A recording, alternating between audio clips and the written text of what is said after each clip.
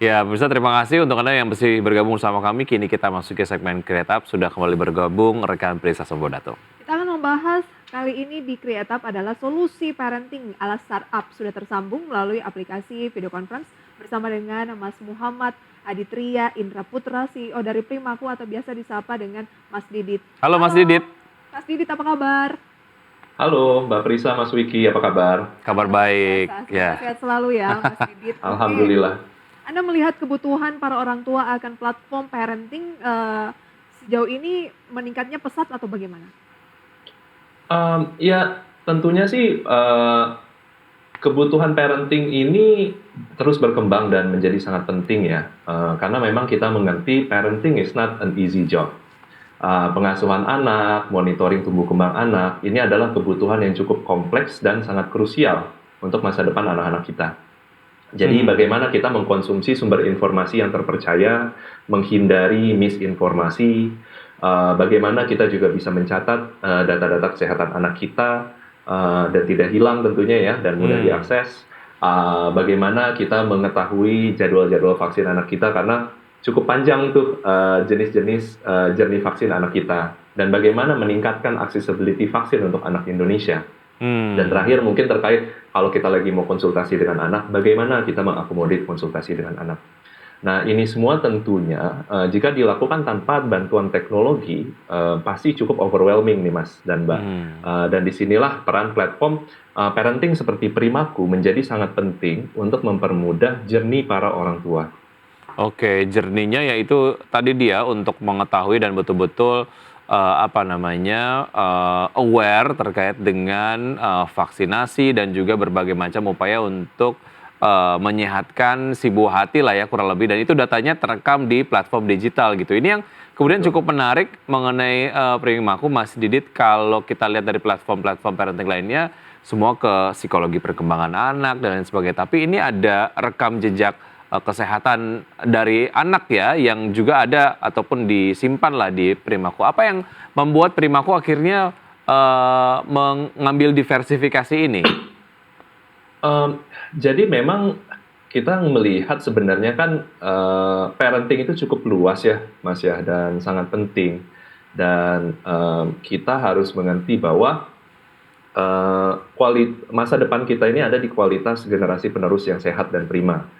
Dan 1000 hari pertama anak menjadi periode yang sangat penting demi penerus bangsa kita yang bebas stunting. Dan kalau ini tidak dipantau dengan baik dan tumbuh kembangnya terhambat, maka ini bisa menjadi dampak yang tidak bisa diperbaiki lagi. Jadi memang atas dasar itulah kita mengembangkan layanan kesehatan kita dengan fokus untuk mengoptimalkan tumbuh kembang buah hati kita gitu. Dan kita melihat kita di sini sebagai platform digital memiliki peran yang penting dan kemampuan untuk bisa menggandeng nih berbagai macam stakeholder yang sangat penting dalam raising a child ya, seperti keluarga, tenaga kesehatan, pemerintah dan pihak lainnya. Dan inilah ekosistem yang kita bangun dengan Primaku yang memang sangat fokus terkait tumbuh kembang anak. Oke, nanti akan kita bahas lebih jauh terkait dengan tantangan saat orang tua mengakses platform parenting dan juga animonya terkait Primaku ini usai jeda. Tetaplah bersama kami pemirsa, kami kembali usai jeda pariwara. Kita lanjutkan perbincangan pemirsa bersama dengan Mas Didit terkait dengan Primaku ini. Kalau saya lihat banyak sekali tips-tips yang ada di sini, kayak anak makan sambil main gadget itu boleh atau enggak, bayi bisa alergi ASI, untuk kita belajar dalam mengasuh anak begitu ya.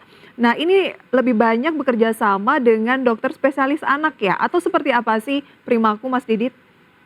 Iya, jadi memang Primaku ini kita adalah partner resmi ya Mbak ya dari Ikatan Dokter Anak Indonesia dan juga Kementerian Kesehatan.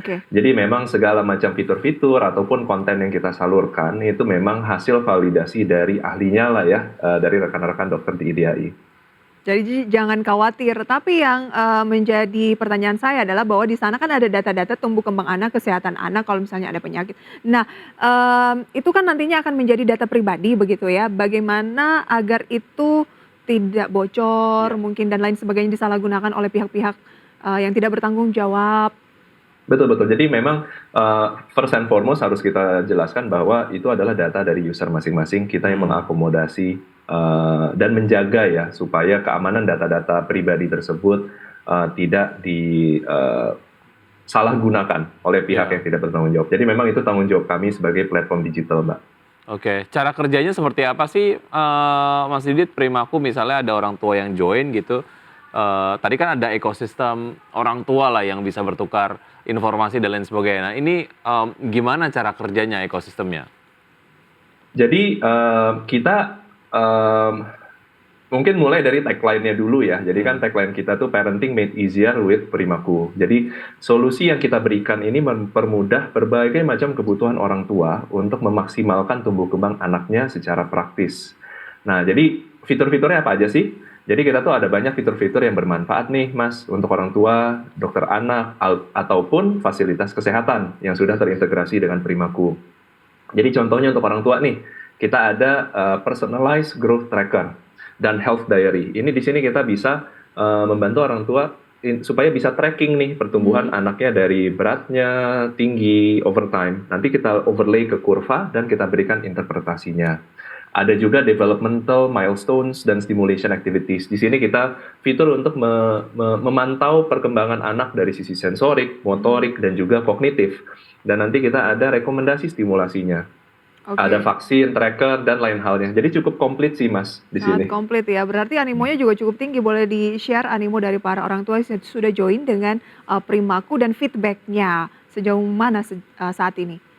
Iya, jadi alhamdulillah memang karena mungkin awal dasarnya kita membangun ini berdasarkan permasalahan orang tua ya, when it comes to their parenting journey. Jadi kita membantu menawarkan solusi dengan teknologi melalui fitur-fitur yang pasti useful, dan alhamdulillah so far sih feedback yang kita terima sangat-sangat positif. Jadi di antaranya contohnya kayak yang personalized growth tracker tadi. Karena orang tua jadi lebih mudah nih memantau pertumbuhan anak yang bisa terlihat nih dari bulan ke bulan, kurvanya gimana, dan interpretasinya gimana. Kemudian untuk vaksin, jadi jarang mereka skip vaksin. Kita juga melihat nih dari nyata impact-nya Primaku ya, berdasarkan Digital Child Health Report 2022, 97% pengguna Primaku memiliki matriks kesehatan dan perbaikan gizi, sehingga mereka terhindar dari stunting. Dan mungkin kalau boleh tambahin satu lagi, kita juga memang termasuk top 5 rating aplikasi di Google Play ya, when it comes to parenting. Itu sudah menjawab animonya berapa banyak? Oke, seperti Ya, apa sih? alhamdulillah. Seperti apa model bisnisnya dan revenue stream-nya dari mana dan targetnya apa?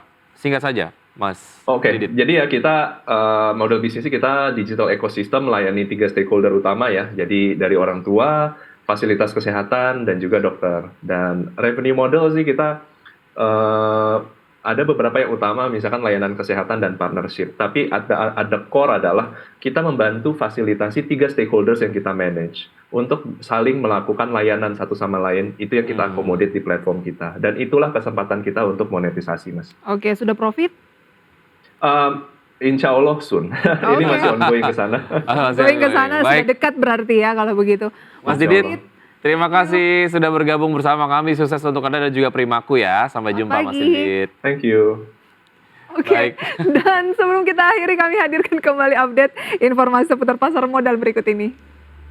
Indeks harga saham gabungan sampai dengan pukul 9:27 terpantau menguat, berbalik arah dengan kenaikan 0,35%, 6.878. Ya, Jakarta Saham Index juga menguat, LQ45 juga menguat. Top gainers bersama ada AMMN, Mahat, Telkom, dan juga GTSI menguat 1,77%, 6,57%, 0,54%, dan 1,85%.